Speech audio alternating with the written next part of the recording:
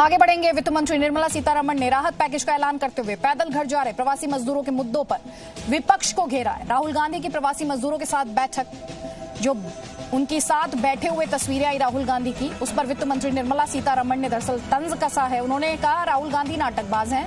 निर्मला सीतारमण ने कहा कि हमें नाटकबाज कहा जा रहा है। क्या मजदूरों को रास्ते में बिठाकर बात करना नाटक नहीं है? राहुल के साथ साथ निर्मला सीतारमण ने सोनिया गांधी पर भी वार किया। उन्होंने कहा कि मैं सोनिया गांधी से हाथ जोड़कर अपील करती हूं कि इस मुद्दे पर राजनीति ना करें, जिम्मेदारी के साथ बात करें। वित्त मंत्री ने कहा कि मजदूरों की समस्या हल करने की तरफ बढ़ना चाहिए। उन्होंने ये भी कहा कि मजदूरों के मामले पर राजनीति नहीं होनी चाहिए।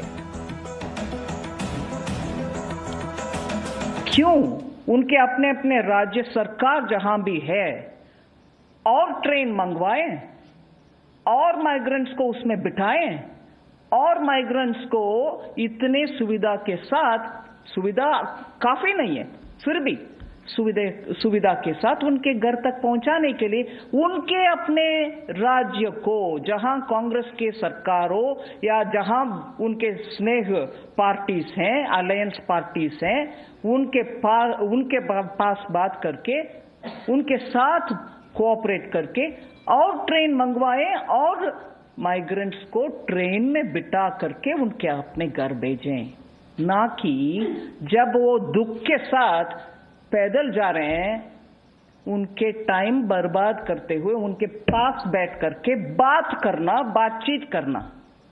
उससे बेहतर होगा उनके साथ पैदल जा करके उनके बच्चे को, उनके सूटकेस को साथ कैरी करके बात करते चलते। कांग्रेस पार्टी बोलते हैं ये ड्रामाबाज हर दिन। मैं अभी उन्हीं के शब्दों को उपयोग करना चाहती हूं। ड्रामाबाज है। कल जो हुआ माइग्रेंट को उनके रास्ते पे चलते हुए बगल में बैठ करके बातचीत करने का, वो समय है क्या? वो ड्रामाबाज नहीं है क्या? मैं ऑपोजिशन पार्टी को हाथ जोड़ करके विनम्रता से कहना चाह रही हूं, माइग्रेंट्स का विषय में हम सब साथ होकर के काम करना है। बीती शाम दरअसल कांग्रेस सांसद राहुल गांधी दिल्ली में कुछ बेघर मजदूरों से मिले थे। उनके साथ राहुल की जो तस्वीरें हैं, जो थोड़ी देर पहले हमने आपको दिखाई भी राहुल गांधी की तस्वीरें, वो मीडिया में भी आई। बाद में इसी बहाने राहुल गांधी ने केंद्र पर जो राहत पैकेज है उसे लेकर निशाना साधा। आपको सुनवाते हैं कि किस तरह कांग्रेस के नेता बार बार मजदूरों के बहाने केंद्र पर निशाना साधते आ रहे हैं। जो माइग्रेंट सड़क पे चल रहा है उसे कर्ज की जरूरत नहीं है, उसे जेब में पैसे की जरूरत है। जो किसान तड़फ रहा है उसको कर्ज की जरूरत नहीं है, उसे पैसे की जरूरत है, और पैसे की कोई कमी नहीं है। अगर ये 1 लाख करोड़ रुपया ईमानदारी के साथ देश के मजदूर और किसानों में बंट जाए तो उनकी समस्या का समाधान हो जाए। राहुल जी ने बिल्कुल ठीक कहा है। आज गरीब आदमी को, मजदूर को, किसान को कैश की जरूरत है, सपनों की जरूरत नहीं। सीधे रुख करते हैं मेरे सहयोगी मनीष शुक्ला का। मनीष, हम लगातार देख रहे हैं सियासत हो रही है, चाहे वो विपक्ष हो या पलटवार हो। मजदूरों के जख्मों पर मरहम की बात कब? क्योंकि अभी तक तो हमने सिर्फ सियासी ड्रामेबाजी और बयानबाजी देखी है। जी हाँ, बिल्कुल अदिति, देखिए ये बहुत दुख की बात है क्योंकि लगातार हम देख रहे हैं कि एक बड़ी समस्या इस पूरे देश भर में है। जो मजदूर हैं, जो लेबर माइग्रेंट्स हैं, वो मजबूर हैं, वो अपने घर जल्दी जाना चाहते हैं। लेकिन इस पूरे मामले में जहां सभी पॉलिटिकल पार्टीज को और सभी लोगों को, हम सिर्फ पॉलिटिकल पार्टीज की बात कर रहे हैं, जो भी हेल्प कर सकता है उनको आगे आने की जरूरत है। इस वक्त ये देखने की जरूरत है कि किसकी कौन सी सरकार है, या वो अपोजिशन में है या उनकी जिम्मेदारी है कि नहीं है, क्योंकि इस वक्त सभी इंतजार कर रहे हैं कि इन लोगों की मदद की जाए। दूसरी बड़ी बात कि क्या सिर्फ जेब में, अकाउंट में पैसे डालना सोल्यूशन है, या देश की इकोनॉमी को रिवाइव करना और इससे जॉब क्रिएट हो और ज्यादा से ज्यादा लोगों को जॉब मिले, ये ज्यादा जरूरी है। जाहिर तौर पर इस वक्त सरकार की यही कोशिश है। लगातार वो 5वीं प्रेस कॉन्फ्रेंस थी निर्मला सीतारमण की कि लोगों के सामने जॉब क्रिएट किए जाएं, जो हमारी इंडस्ट्री है, जो प्राइवेट सेक्टर है, गवर्नमेंट सेक्टर है, उसको ज्यादा से ज्यादा मजबूत किया जाए। दूसरी बड़ी बात, जहां पर राहुल गांधी राजनीति की बात कर रहे हैं, वहीं पर देखिए कि कुछ दिनों पहले ही, 5-6 दिनों पहले, अमित शाह ने वेस्ट बंगाल के चीफ मिनिस्टर ममता बनर्जी को चिट्ठी लिखी थी और ये कहा था कि जो लेबर माइग्रेंट्स हैं, जो मजदूर हैं, उनकी ट्रेन्स को बंगाल आने की इजाजत नहीं दी जा रही है, क्योंकि सभी स्टेट से कहा गया था कि वो लिस्ट दें और वो कितने मजदूर चाहते हैं, कितनी ट्रेनें चाहते हैं, इसके बारे में जानकारी दें। तो कई स्टेट्स हैं जो आनाकानी कर रहे थे, क्योंकि उनको लग रहा था कि अगर लेबर ये हमारे स्टेट में आ जाते हैं तो एक बहुत बड़ी समस्या होगी इनको खिलाने पिलाने की और इनकी जॉब के लिए। लेकिन सब कुछ सेंटर पे भी डालने की कोशिश हो रही है कहीं ना कहीं से। और दूसरी बड़ी बात की जिस तरीके से निर्मला सीतारमण कह रही है कि राहुल गांधी अगर मदद करना चाह रहे थे तो उन मजदूरों के वो ब्रीफकेस उठा सकते थे, उनको खाने पीने की चीजें दे सकते थे। तो हम ये कह रहे हैं कि चाहे वो निर्मला सीतारमण ही क्यों ना हो, चाहे बीजेपी ही क्यों ना हो, इस मामले में इस वक्त कम से कम देश ये नहीं चाहता कि कोई भी तरीके की पॉलिटिक्स हो। देश ये चाहता है कि लोगों की मदद की जाए। एक बहुत बड़ी ये विपत्ति है, ये एक प्राकृतिक विपत्ति है जो अचानक आई है और इसमें जाहिर तौर पर थोड़ा वक्त लगेगा, लेकिन इसमें संयम की जरूरत है और लोगों के जख्मों पर मरहम लगाने की जरूरत है। हमने देखा कि कई देश के बड़े इंडस्ट्रियलिस्ट, कई लोग वो सामने आए पीएम केयर में, उन्होंने करोड़ों रुपए पैसे डाले। इन लोगों ने इससे मतलब नहीं रखा जानने की कि पैसे कहां जा रहे हैं। सबको ये विश्वास था कि इस वक्त पूरे देश को एक होने की जरूरत है और भारत जैसे देश में जब इस तरीके की राजनीति होती है जाहिर तौर पर बहुत ही दुख होता है। क्योंकि मनीष, जब हम बात करें हम उन तस्वीरों को नहीं भूल सकते।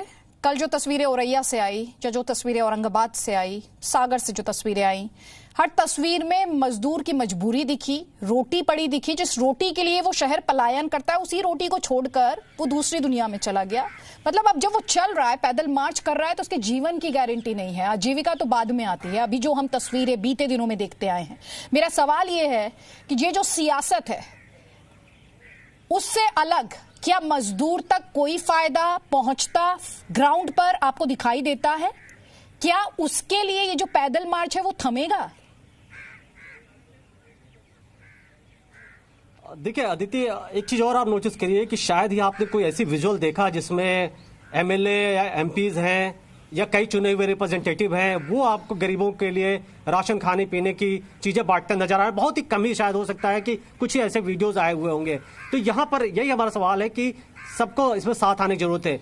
जहां तक आपने देखिए मजदूरों की बात की, सरकार ने, गृह मंत्रालय ने अभी परसों भी एक चिट्ठी लिखी थी और ये कहा था कि जो भी मजदूर सड़क पे दिखे उनको समझा करके वहीं पास में शेल्टर रूम में उनको रखा जाए, खाने पीने की चीज दिया जाए और उनको उनके लिए जब तक बस ट्रेनों का इंतजाम नहीं हो जाता उनको सड़कों पर ना आने दिया जाए। क्योंकि एक दूसरी समस्या ये भी है कि अगर ये मजदूर बिना चेक किए, बिना जांच कराए अगर अपने गांव में जा रहे हैं तो वहां भी आप मत भूलिए कि कोरोना वायरस के संक्रमण का बहुत ही खतरा। अभी तक ऊपर वाले की दुआ से कम आप ये कह सकते हैं कि गांव में कोरोना का संक्रमण उस स्तर पर नहीं पहुंचा है जो देश के महानगरों में, बड़े जिलों में पहुंचा हुआ है। तो यहां पर यह भी जरूरत है कि स्टेट जो है अपनी वो भी रिस्पॉन्सिबिलिटी समझे और सब कुछ सेंटर पर ना छोड़े और हमेशा हमला और रुख ना अपनाए। इस वक्त मदद की जरूरत है। सियासत हर तरफ से हो रही है, हर कोई कर रहा है। मनीष, आप रहिए हमारे साथ। दिल्ली के गाजीपुर बॉर्डर पर मजदूरों की भारी भीड़ इकट्ठी होने के बाद आज स्थिति बेकाबू होने से बस बाल बाल बची है।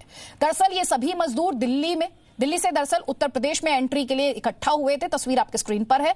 यूपी का बॉर्डर सील होने की वजह से इन्हें बॉर्डर पर रोका गया। हालात और कोरोना संकट की गंभीरता को देखते हुए दिल्ली पुलिस हरकत में आई।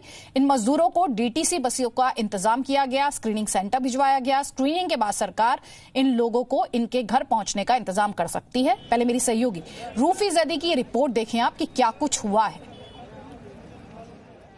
ये तस्वीर दिल्ली यूपी बॉर्डर की है और यहाँ पर आपको बड़ी संख्या में जो माइग्रेंट लेबर है वो नजर आएंगे और ये तस्वीर इस बात की गवाह है कि जब भूख डर पर हावी हो जाती है तो किस तरह से एक गरीब मजदूर निकल जाता है अपने बच्चों के साथ, अपने परिवार के साथ, और उसको तब कोरोना का डर भी नहीं सताता। यहाँ पर आप देखेंगे कि छोटे बच्चे जो हैं वो भी नजर आ रहे हैं। आप लोग घर से निकल आए हैं, डर नहीं लग रहा कि बीमार हो जाएंगे? कैसे जाएंगे और कहाँ जाना है आप? घर से तो निकले ही आए हैं, अब जैसे जाएंगे वैसे चले जाएंगे घर पे। कहाँ से आए हैं आप? रामपुर से। और कहाँ जाना है आप? रामपुर जिले से जाना है और निकले हैं दिल्ली से। उत्तम। आपको डर नहीं लग रहा? 2 बच्चे हैं साथ में छोटे, क्या ऐसी मजबूरी थी कि आप बाहर आ गए? क्या करें, कमरा पे भी खाने को नहीं है तो क्या करें? खाने को नहीं है, बच्चे को दूध भी कहाँ से पिलाएंगे? सोच रहे हैं कैसे भी निकल जाएंगे पैदल, पैसा भी नहीं है किराए को, तो निकलना तो है ही। जब भूख लगती है तो कोरोना का डर भी दूर हो जाता है? हाँ, जब भूख लगेगी तो कुछ ना कुछ तो करना ही पड़ेगा। कहाँ से आए भैया और कहाँ जाना है? हम लोग हरियाणा से आए हैं और बिहार जाना चाहते हैं। पैदल चले जाएंगे? पैदल चले ही जाएंगे। देखिए आपने मास्क भी नहीं लगाया है, कोरोना इतना फैला हुआ है, डर नहीं लगता? क्या डर लगे, ऐसे मर रहे हैं तो कोरोना से मरने से क्या फर्क पड़ रहा है। हादसा हो गया, ऐसे भी माँ बाप घर पे मर रहा है। हादसा के चक्कर में आ जाओ बेटे आ जाओ। तो हम लोग को जब यहाँ पे करीब ऑनलाइन किया, 4 तारीख को ऑनलाइन किया, अभी तक न ऑनलाइन का खबर आया न उसको टिकट मिला है, पैसे भी 2000 रुपया ले लिया है। पैदल चलते हुए कई हादसे भी हुए हैं मजदूरों के साथ, आपको नहीं लगता अगर आपके साथ कुछ हो गया? कोई बात नहीं, हो जाएगा। हम रास्ते में जब निकल गए हैं तो जब तक जान रहेगा तब तक चलेंगे। सोचिए जरा, मजदूर जब ये कहने लगे कि अब निकल पड़े हैं तो जब तक जान है तब तक तो चलेंगे ही। एक सोसाइटी के तौर पर, समाज के तौर पर और हमारे पॉलिसी मेकर्स, ये बात हमने बार बार उठाई है जी न्यूज के ब्रॉडकास्ट में, इन मजदूरों के लिए जगह उस डेवलपमेंट मॉडल में क्यों नहीं थी। यूपी के सहारनपुर का रुख कर रहे हैं, तस्वीरें आपकी स्क्रीन पर हैं। प्रवासी मजदूरों के हंगामे की तस्वीरें हैं। शेल्टर होम से निकलकर सड़क पर सैकड़ों मजदूर इकट्ठा हो गए। ये सभी प्रवासी मजदूर हरियाणा से यूपी होते हुए बिहार जाना चाहते थे, लेकिन कई दिन से सहारनपुर में फंसे होने के बाद मजदूरों का संयम जवाब देने लगा। इन्होंने हंगामा शुरू कर दिया। हालांकि हालात को संभालने के लिए खुद जिले के एसएसपी वहां पहुंचे, मजदूरों से बात की, उन्हें शांत किया और इलाके में तनाव को देखते हुए सुरक्षा व्यवस्था बढ़ा दी गई है।